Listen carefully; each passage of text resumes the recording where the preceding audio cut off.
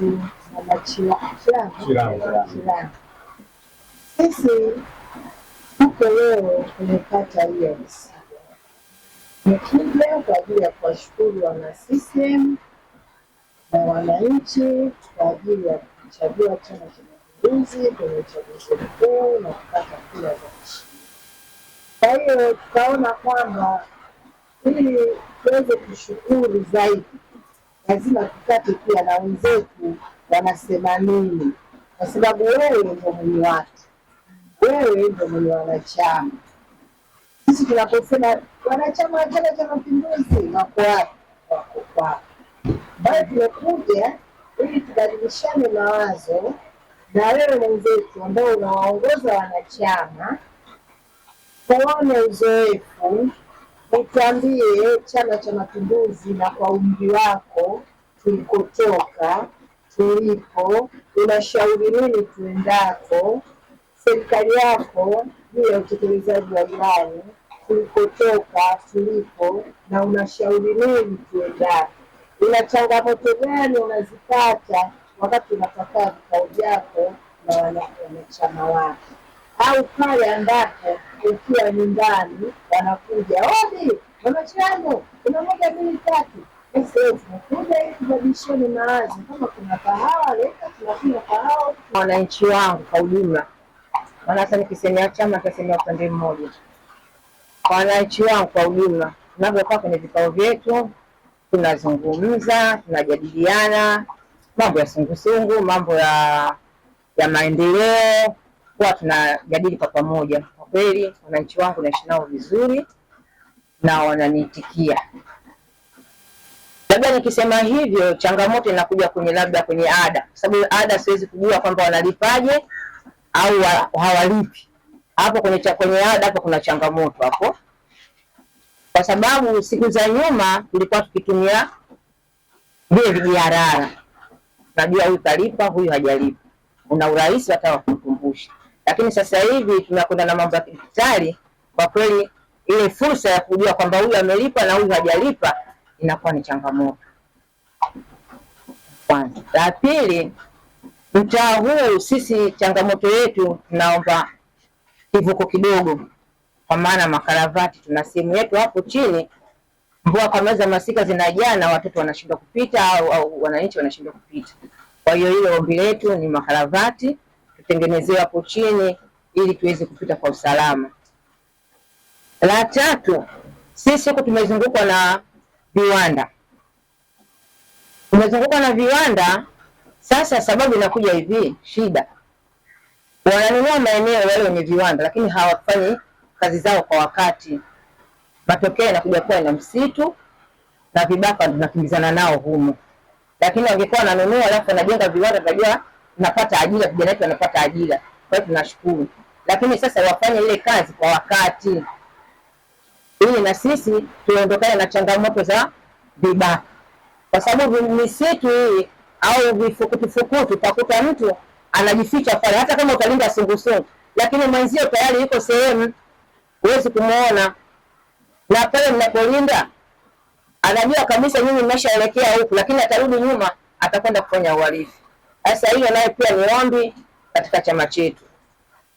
Nyingine tunakuja kwenye wananchi labda wa mama kwenye vikoba hivi, ule utaratibu wa mchanganuo sijui nini, yani zile process zinakuwa ni ndefu. Kwa kweli akina mama wanakuwa hawaziwezi, wanaamua kubaki kwenye nini, kwenye hisa zao. Wao wanaita vikoba. Jamani, kuna mkopo kule wa halmashauri, riba nafuu, lakini wakiangalia zile process zile unazianza leo mpaka miezi 5, 6, 7, basi mtu anakuja anakata tamaa, anakaa na pumzika. Labda watabuni tubuni labda mbinu nyingine serikali iweze kututengenezea njia fupi wa mama ili aweze kunufaika na ule mkopo wetu wa halmashauri. Wengi wataingia na wengi watachukua na wengi watafaidika. Nyingine labda tukisemea sana sana pale njiani pale umeshapita na umepaona pale kuna mzabuni wa kubeba taka, ametuwekea taka pale njiani. kila unapomuelekeza haelezeki, labda serikali inaweza kutusaidia akaiondoa lile, kwa sababu pale limekaa sehemu mbaya, akaondoa ile taka, na mvua hizi unakuwa na malipuko ya ugonjwa kwa sababu hawapigi dawa wala nini, na hakuna mtu anayeshughulikia kutoa wala kushughulikia kuzisambaza. Kwa hiyo nayo pia tunaliomba ili afuatiliwe, ili mzabuni afanye yale yanayopendeza.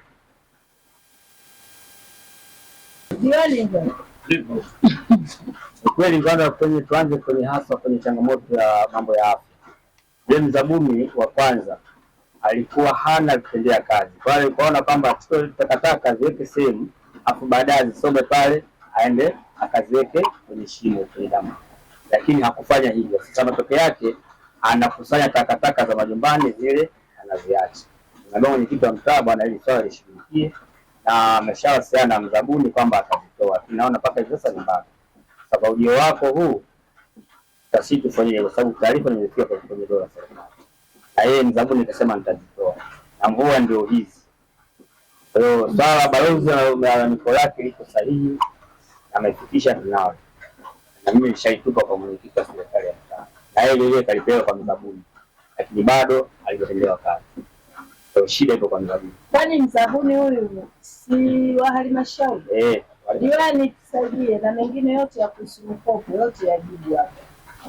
Na kuhusu vikundi vya kina mama Ndaru utatusaidia. Kiukweli hoja aliyosema balozi hapa ndio mnayokabiliana nayo sasa katika maeneo mengi ya kata. Hasa kwenye mikopo ya 10% za halmashauri. Mikopo ile inawalenga maafisa maendeleo ya jamii. Maafisa maendeleo ya jamii wanaungana na viongozi wa serikali walio katika kata, ndio wanakuwa waratibu wa mikopo ile. Sehemu nyingine ya mikopo hao wanayokwenda kujadiliwa mkopo, pengine diwani usijue, pengine mwenyekiti wa mtaa usijue. Ndio utakuta tu kwenye kata yako kuna vikundi 7. Ndio ukihoji katika vikundi 7 hivi vilipata mikopo vingapi, anakuambia vitapata 2 ndio vimekidhi haja. Kwa kuliona hilo tatizo, ndio maana tulinyanyuka tukaenda benki ya NMB. Kuna ile bilioni 200 ya Mama Samia ambazo wanakopeshwa kwa wajasiriamali wadogo wadogo, hawa waje watupe elimu na watukopeshe. Kwa hiyo tukimaliza ziara hii kwako wewe, ilikuwa tukutane na watu NMB kesho ama kesho kutwa, ili waje wajasiriamali wote hawa, ili wapewe elimu ya kwenda kukopa zile hela ndogo ambazo zina riba ya 7%. Lakini kwa kutegemea ile mapato ndani 10% za halmashauri kwa kipindi kifupi nilichokuwa nimeingia madarakani, lakini kile ni kigumu, kwa sababu kupata kwake kunategemea afisa maendeleo ya jamii, na afisa maendeleo ya jamii atamkagua wakata, atakuja wa halmashauri, atakuja tena na mwingine. Kwa hiyo kupata mkopo shida yake kidogo ni ndefu. Hiyo nimeiona. Swala la taka mzabuni wetu sisi alipatikana na halmashauri, na hii ni changamoto si kwa Visiga, karibia kata zote. Jana nilimuita sio mzabuni, hata mwenyekiti hajakutana na mzabuni, yule wakala wake tulimlazimisha jana asome ile taka, kwa sababu wanakuja kila Alhamisi, wana gari moja tu kubwa. Kwa jana wakazoea, walipobakia watakuja kumaliza tena Alhamisi. Kwa hiyo tatizo la mzabuni wa taka katika halmashauri ni kubwa.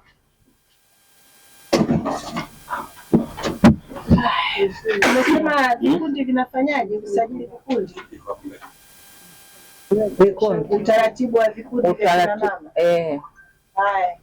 Mwenye katibu wa UWT hapo.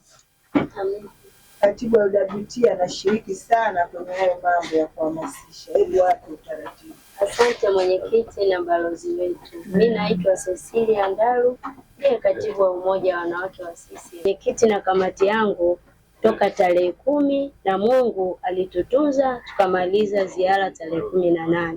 Ajenda tuliyokuwa nayo tulikuja kuwashukuru wamama kama mwenyekiti wetu naye ambaye kaja kuwashukuru. Sisi UWT tulianza, lakini ajenda ya pili tulibeba kuhusu fedha za mama Dr. Samia Suluhu Hassan, jinsi alivyotupenda wanawake na kutupatia zile fedha.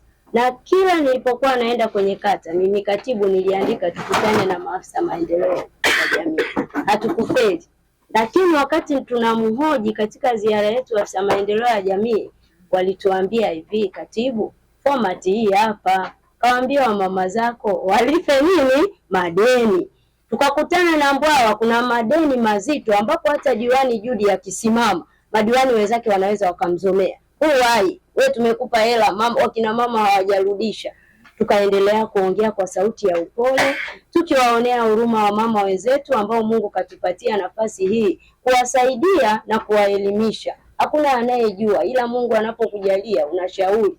Tukawaambia, kwa kweli mwenyekiti, ziara ile kata zote maafisa maendeleo hawana shida, wanatoa kabisa. Tukaenda kwa mama Kufa, mamangu aliongea, mama Kufa kabla hata yule afisa maendeleo hajasimama akasema hatulipi. Jamani wanawake wenzetu, lipeni na sisi wenzenu wafanyeje? Dawa ya deni ndugu zangu ni kufanyeje? Hapa nikidaiwa 100,000 kibaa nzima itazunguka, lakini ukitaka usisemwe ikulipa. Kwa hiyo mwenyekiti, tulilifanyia kazi, na kama alivyoongea pale mjomba wangu diwani wetu wa hapa, ni kweli yeye aanzie wapi? Akisimama balozi wetu, waambie wanawake tunapenda kukopa, hatulipi. Hata Dr. Samia ambaye amekaa tumemkalisha kwenye kiti, mama yule ana huruma, anasikia uchungu sana. Ndipo sisi UWT tunaojua kwamba hichi ni kitengo chetu. Nani wa kwenda kuwaambia wanawake wenzetu watoke kwenye umaskini? Tulibeba na ajenda ya uchumi sisi UWT. Tulikuwa na ajenda nyeti. Tulisema mambo ya watoto wa kike, tukae na watoto kuwafundisha mambo ya dini ili waende kwa uadilifu, hatimaye waje watimize ndoto zao. Ni leo niko hapa, mamangu asingenilea nisingekuja Kibaha kwetu Dodoma. Kwa hiyo balozi, ni kuombe kupitia kwa heshima mwenyekiti wangu alionipa, nisipoteze sana, kazi tumeifanya na wewe utusaidie. Na alikuwepo na mama kwenye ziara. Tatizo ni madeni. Wamama tuwaambie walipe, wengine wanabebwa mpaka na defender. Mimi natamani kutoa machozi. Huwai, kwa nini unabebwa? Kwa nini usiunga? Wanamtoroka mwenzao wakashuhudia. Wamenitoroka. Milioni 10 yule mama watu anataka kuzilipa yeye. Wamelala mbele. Lakini sisi ni wanawake. Tunapaswa kuwa na tabia njema na uadilifu pia, ili tuendelee hata unaposimama kwenye watu wewe umejituni kitabia. Kwa balozi, mimi nikuombe mwenyekiti, na kushukuru. Kazi tunaifanya. Na wewe hebu ukikaa na wamama, wangapi mmekopa hapa kwenye mtaa wangu? Wewe umelipa? Muandike na jina. Kwa kweli hali ndio hiyo. Madiwani wetu wanawasemea, mzee Mtaki hapo kaanza, lakini anawasemea. Akikuta hapa madeni mengi atasimamaje? Mbona ule mfano alimzomea Judy, milioni 400 zimelala pale, watu wamelala mbele. Sasa mimi kwa kweli naongea haya na mifano na wataja wa mama wenzangu wapo. Ndio kazi tulioibeba kwenye ziara. Tukwenda kucheza ngoma, tulibeba hisia za wanawake wenzetu, mimi na mwenyekiti na kamati ya utekelezaji, tukijua wanawake wenzetu wanapitia nini. Asante mwenyekiti. La mikopo hii inayotolewa kwa ajili ya maendeleo iko chini yako. Wewe ndio mwenyekiti wa kamati ya maendeleo. Mtendaji wa kata, mama maendeleo wa kata, maafisa kilimo, wanani wote wako chini yako. Kwa hiyo sasa nishauri wewe pia unaweza ukatengeneza sura ya ofisi yako, unatakaje, shughuli ziendeje. Mwambie tu mtendaji wako wa kata, hoja yoyote inayokuja ya kuhusu mikopo na kushirikisha kwenye vikao vile. Kwa sababu mwisho wa siku na wewe pia una sehemu yako pale ya kusaini. Kama diwani una sehemu yako pale ya kusema hawa ndio, hawa tunasubiria tutawapa elimu zaidi kwa maana hawajakidhi vigezo. Diwani una nafasi yako pale. Lakini ukisema kwamba wanafanya mimi sijui, sawa, enzi hizo ulikuwa hujui kwa sababu ulikuwa diwani. Sasa hivi wewe diwani na wewe ndio mwenyekiti wa kamati ya maendeleo. Mtendaji hawezi kufanya chochote, afisa kilimo afanye chochote, mama maendeleo hawezi kufanya chochote, lazima ipite kwenye kikao cha maendeleo ambacho wenyewe mnakiita kizengeleko ODC. Si ndio hicho? Lisimamie hilo. Simamia hilo ili wanawake, vijana na watu wenye ulemavu wapate huduma hii. Tusiwakatishe tamaa kuambia kwamba hii huduma ni ngumu sana, bora huku. Hii ndio inatakiwa iwe rahisi, kwa sababu ni huduma inayotokana na mapato yetu na ipo kwa mujibu wa sheria. 10% ya mapato, na sasa hivi tunajinasifu manispaa ya Kibaha kwamba tumeongeza mapato kutoka bilioni 7 zamani, sasa hivi tumefikia kwenye bilioni 17. Kwa hiyo bilioni 17 maana yake 10% nayo itaongezeka, na idadi ya watu watakaolipa mikopo, watakaopata mikopo pia itafanya nini? Itaongezeka. Lisimamie hiyo ndani ya uwezo wako. Mwenyekiti nimelipokea, na katika kulisimamia nimeshaanza kuhakiki madeni ya wadaiwa wa kata ya Visiga kwa kushirikiana na Chama cha Mapinduzi. Maanake wanasema wana CCM wakikopa hawalipi. Kwa hiyo tulikaa kikao kimoja cha bodi C, tukasema wadaiwa wote, si ndio, tuleteni majina yao. Kwa hiyo tunafuatilia watu wajue huyu Mama Chilambo anayelalamika hajapata mkopo wadaiwi, kwa sababu tunahakiki madeni. Sasa inakuja robo inayofuata tutajua anayekopeshwa kina nani. Lakini lingine pia, katika fomu ya mikopo ile kuna sharti unauliza, je, una mkopo mahali kwingine? Ukiwa na mkopo mahali kwingine huku hawakukopeshi, mpaka wajue kwamba ule uliopo kule umeulipa vipi. Kwa hiyo hivyo pia tuangalie, tuwaelimishe wale wenye uhitaji huo wa mikopo. Sio huku umekopa kausha damu upo, sijui chupi mkononi upo, huku kwenye isa upo, huku umekopa kwenye vikoba, alafu unakwenda kukopa halmashauri, huku unaenda kukopa benki. Sasa hivi mtaumbuka, kwa sababu vitu vyote vinakwenda kwa mfumo. Hata ukienda kukopa kausha damu inaingia kwenye mfumo. Ukienda pale utaonekana Mama Chilambo huyu ana mkopo kausha damu, ana mkopo chupi mkononi, ana mkopo isa, ana mkopo wapi. Leo anataka tena mkopo. Huyu tabia yake kukopa kopa, sio kulipa. Unakuja kulaumu kwamba mimi sijapata mkopo wa halmashauri, kumbe hukukidhi vigezo. Kwa hiyo tujitahidi kuwa wavumilivu, kuwa na subira. Maki wanawake tukisikia mikopo shughuli wa kwanza, jitahidi kuambia wanachama wako kwenye shina lako hili wawe wanajitahidi kuwa na uvumilivu na subira kwa ajili ya kupata huduma ile ya serikali. Hakuna kitu chochote kinachokwenda bila kufuata taratibu.